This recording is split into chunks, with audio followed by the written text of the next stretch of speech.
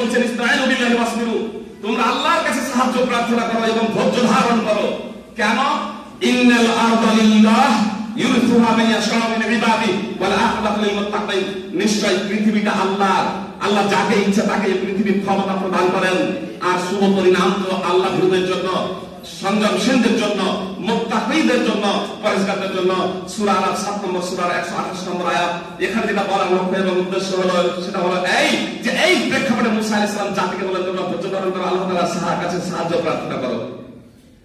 আর পরোক্ষভাবে বলে দিলেন পৃথিবীটা আল্লাহ, আল্লাহ যাকে ইচ্ছা তাকে ক্ষমতা প্রদান করেন। ও বনী ইসরাঈল, আজকে যে ফেরাউন ক্ষমতায় বসে আছে, এক রাষ্ট্রতন্ত্র কায়েম করে আছে, তোমাদের উপরে জুলম নির্যাতন করছে, তোমাদের অপরাধের কারণে আল্লাহ তাআলা ফেরাউনকে ক্ষমতায় বসিয়েছে। ইন্নাল আরদা লিল্লাহ মান ইউরিসুহা, ইন্নাল আরদা লিল্লাহ ইউরিসুহা মান ইয়াশাউ মিন ইবাদিহি, আল্লাহ যাকে ইচ্ছা তাকে এই পৃথিবীর ক্ষমতা প্রদান করেন। আজকে যে ফেরাউন ক্ষমতায় বসে আছে, এটা কার ইচ্ছা? স্বয়ং আল্লাহ। তবে শুভ পরিমাণ ইমানদারদের জন্য তোমরা প্রকৃত অর্থে ইমানদার হয়ে যাও, সৎকর্ম পরায়ণশীল হয়ে যাও, আল্লাহ তোমাদের ক্ষমতা প্রদান করবেন।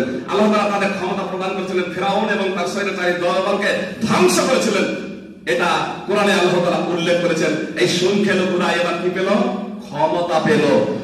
আজকে যে নরেন্দ্র মোদী ও অমিত শাহ তারা ক্ষমতায়, তার জন্য আমাদের কর্মের জন্য আল্লাহ তাদেরকে ক্ষমতায় বসিয়েছেন, তাদেরকে ক্ষমতায় বসিয়েছেন। কোরআন এবং সুন্নাহ থেকে এটা স্পষ্টভাবে আপনাদের প্রমাণ করতাম যদি সময় থাকতো। আমাদের পরে বানী ইসরাইলের উপরে যে জুলম নির্যাতন ছিল সেই রকম আসছে আমাদের।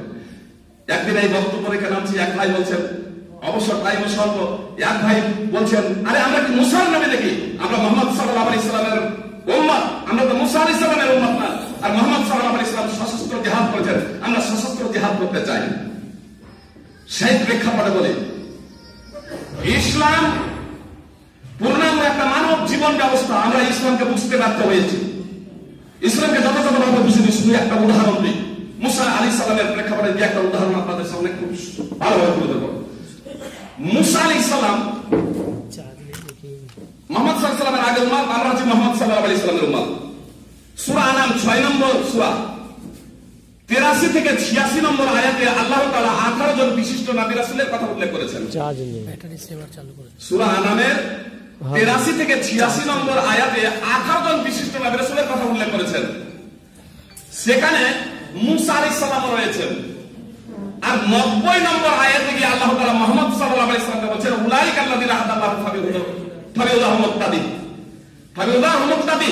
মুহাম্মদ সাল্লাল্লাহু আলাইহি সাল্লাম এই যে 18 জন নবী রাসূলের কথা বলা হয়, এরা কে আল্লাহ তাআলা হেদায়েত প্রদান করেছিলেন, আপনি তাদের হেদায়েতের অনুকরণ করুন। সূরা আনামের 90 নম্বর আয়াত। যদি মুসা আলাইহিস সালামের হেদায়েতের মুহাম্মদ সাল্লাল্লাহু আলাইহি সাল্লাম অনুসরণ করতে নির্দেশ প্রাপ্ত হন, তাহলে আমরা মুহাম্মদ সাল্লাল্লাহু আলাইহি সাল্লামের উম্মত। খুব ভালোভাবে জেনে রাখুন, শুধু অস্ত্র শস্ত্র নিয়ে যুদ্ধে ঝাঁপিয়ে পড়া মরে যাব, এটা ইসলাম না। মুহাম্মদ সাল্লাল্লাহু আলাইহি সাল্লামের পতাকা তলে লড়াই করব যদি জাহান্নামে যাই, মুহাম্মদ সাল্লাল্লাহু আলাইহি সাল্লামের ঝান্ডা তলে লড়াই করব যদি জাহান্নামে যাই, তবে আমি আর আপনি সহিহ বুখারী হাদিস নম্বর 3062 অধ্যয়ন করবেন। আমি শুধু আপনাদের এতটুকু বলতে চাই, মুহাম্মদ সাল্লাল্লাহু আলাইহি সাল্লামের পদ্ধতি ছাড়া এবং আল্লাহ তাআলার সন্তুষ্টি ছাড়া কোনো সংগ্রাম করা যাবে না। এই প্রেক্ষাপটে আমাদের করণীয় কি? যেখানে বর্তমানে আমাদের অবস্থা হচ্ছে, তরমুজ যদি চাকুর উপরে পড়ে, চাকু মাটিতে খাড়ো করা আছে ফুটিয়ে, তরমুজকে ফেলছেন, কাটবে কে? তরমুজ উপরে আছে কিন্তু উপর থেকে পড়ছে, তরমুজ দিয়ে চাকুকে মারছেন, কাটবে কে? ক্ষতিটা কার হবে? তরমুজের। তরমুজ নিচে আছে, চাকু ফেলছেন, ক্ষতিটা কার হবে? তরমুজের। বর্তমানে মুসলমানদের অবস্থা যেখানে এই, সেখানে ব্যক্তিগতভাবে আপনি জিহাদ করব বলছেন, ব্যক্তিগতভাবে জিহাদ করার, সশস্ত্র জিহাদ করার অনুমতি ইসলামে নেই। সহিহ বুখারী হাদিস নম্বর 2957 এবং সহিহ মুসলিম হাদিস নম্বর 1841, ইন্নামাল ইমামু জুন্না ইউকাতালু মিন ওয়ারাইহি। ইমাম হলো ঢাল স্বরূপ। ইমাম বলতে মসজিদের ইমাম না, সংগঠনের আমির না, রাষ্ট্রনায়ক, ইসলামী শাসক। লড়াইটা হবে ইসলামী শাসকের নেতৃত্বে, দেশের নেতার নেতৃত্বে।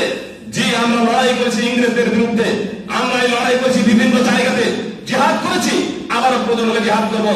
বিস্তারিত ব্যাখ্যা বিশ্লেষণ দেওয়া সম্ভব নয়, আপনাদের শুধু এতটুকু বলি, ইসলামী জিহাদটা হলো দক্ষ সার্জেন্টের অপারেশন। জিহাদটা হলো একজন দক্ষ সার্জেন্টের অপারেশন। আপনি যখন এই ব্যাখ্যা বিশ্লেষণ জিহাদ সম্পর্কে দিলেন, তাহলে গেলে অমুসলিমরা একে সাধারণত স্বাগত জানাবে ইনশাআল্লাহ। আমি কেন্দ্রীয় গোয়েন্দা অফিসে এই কথাটাই আমি বলেছিলাম। তখন বললেন যে এই যদি জিহাদ যদি হয়, তাহলে তো আমাদের মাঝে ভুল ধারণা সৃষ্টি আছে, মানুষের মাঝে ভুল ধারণা আছে। আমি বললাম যে ইসলাম যে জিহাদের কথা বলেছে, ইসলাম যে জিহাদের কথা বলেছে, এটা হচ্ছে দক্ষ সার্জেন্টের অপারেশন। পাগলের হাতে নিয়ে বেলেটা আঁচড় কাটলো, সেটা অপরাধ। আর দক্ষ সার্জেন্ট আপনার হাত কেটে ফেলবে, বডির অঙ্গ প্রত্যঙ্গ কেটে ফেলতে গেলে আপনি যত দক্ষ হবে, ভালো হবে, তার সুনাম করবেন, তাকে পুরস্কৃত করবেন। সুপ্রিয় ভাই বোন, সময় নেই, শেষ করতে যাচ্ছি শুধু এই কথা বলে। সূরা হামিম সাদ্দা 41 নম্বর সূরার 34 নম্বর আয়াতে আল্লাহ তাআলা বলছেন, ইদফা বিল্লাতি হিয়া আহসান। আরে ওয়ালা তাসতাবিল হাসানাতু ওয়ালা সাইয়্যা, ভালো মন্দ সমান হতে পারে না। ইদফা বিল্লাতি হিয়া আহসান, মন্দকে উত্তম দ্বারা প্রতিহত করো, মন্দকে ভালো দ্বারা প্রতিহত করো। ফাইদাল্লাযী বাইনাকা ওয়া বাইনাহু আদাওয়াতুন কান্নাহু ওয়ালিয়্যুন হামীম, তাহলে দেখবে তোমার মাঝে এবং যার মাঝে শত্রুতা আছে, দুশমনী আছে, অন্তরঙ্গ বন্ধু হয়ে যাবে। ইবনে আব্বাস রাদিয়াল্লাহু তাআলা আনহু আয়াতের তাফসীরে লিখছেন, ইদফা বিল্লাতি হিয়া আহসান তাফসীরে লিখছেন, আস-সাবরু ইনদাল গাদাব, রাগের সময় ধৈর্য ধারণ করা। মুহাম্মদ সাল্লাল্লাহু আলাইহি ওয়াসাল্লামকে কাল কিছু আমাদের রাগ হয় যে নামাজও পড়ে না, তারও একবার মাথায় রক্ত টক ভক করে ফুটছে, বেটাকে শেষ করে দেব। আল গাদাব আস-সাবরু ইনদাল গাদাব, রাগের সময় ধৈর্য ধারণ করা। ওয়াল আফওয়া ইনদাল ইসা, আর দুর্ব্যবহারের সময় ক্ষমা। আপনার সাথে দুর্ব্যবহার করছে, আপনার সাথে খারাপ আচরণ করছে, আপনি ইসলামের কথা বলছেন, দাওয়াত দিচ্ছেন, আপনাকে নানা ধরনের ব্যঙ্গ বিদ্রুপ করছে, ক্ষমা। আপনার সাথে যে দুর্ব্যবহার করছে, ক্ষমা করে দিচ্ছেন। ইবনে আব্বাস রাদিয়াল্লাহু তাআলা আনহু বলছেন, ফাইদা ফাআলুহু, এটা যখন করবে, যারা করবে দায়ীদের এটা অবশ্যই আচরণ হওয়া একান্ত কর্তব্য। এটা যখন তারা করবে, আসামাহুল্লাহ, আল্লাহ তাআলা নিজেই তাদের হেফাজত এবং সংরক্ষণ করবেন। আল্লাহ নিজেই হেফাজত সংরক্ষণ করবেন। আর কি করবেন? ওয়াখাদা আলাহুম আদুহুম, আর তাদের দুশমন তাদের অনুগত হয়ে যাবে, তাদের দুশমন তাদের অনুগত হয়ে যাবে। কাআন্নাহু ওয়ালিয়ুন হামীম, জানো দুশমন হচ্ছে অন্তরঙ্গ বন্ধু। সহিহ বুখারী হাদিস নম্বর 4815। ভাই সকল, টাইম এরকম শেষ হয়ে গেছে, অনেক আলোচক আছে, এজন্য আমি কথাকে আর আগে বাড়াচ্ছি না। শুধু আপনাদেরকে এতটুকু বলবো যে পবিত্র কোরআন এবং সুন্নাহ অধ্যয়ন করুন, অধ্যয়ন করুন। সমস্যা অনেক ছিল, যেমন ওলামায়ে কেরাম ব্রাদার সমস্যাও রয়েছে, কিন্তু যেহেতু টাইম নেই আমি কথাকে আগে বাড়াচ্ছি না। শুধু আপনাদেরকে শুধু এতটুকু বলবো যে পবিত্র কোরআন এবং সুন্নাহ অধ্যয়ন করুন, অধ্যয়ন করুন, প্রচার পাবলিশিটি করুন, তবে নিজেকেই ওই ফিরাউনের মতো ভাববেন না। পবিত্র কোরআন এবং সুন্নাহর যে জায়গা বুঝতে সমস্যা হচ্ছে, বুঝতে কি বরং নতুন যদি কোনো যদি হয়, সমাজে একটা জিনিস আছে, তার যদি বিপরীত কোরআন এবং সুন্নাহ আপনার নজরে পড়ে, আগে বিশিষ্ট ওলামায়ে কেরামের সাথে পরামর্শ করুন, তাদের সাথে আলোচনা করুন। জি, ডাইরেক্ট কোরআন এবং হাদিস পড়ে নিয়ে, অনুবাদ পড়ে নিয়ে মুস্তাহিল হয়ে যাওয়া সম্ভব নয়। ওলামায়ে কেরাম যারা বিরুদ্ধাচরণ করছে, কিছু কিছু ক্ষেত্রে এই দিকেও বাড়াবাড়ি আছে, তার জন্যই মূলত এটা করে থাকেন।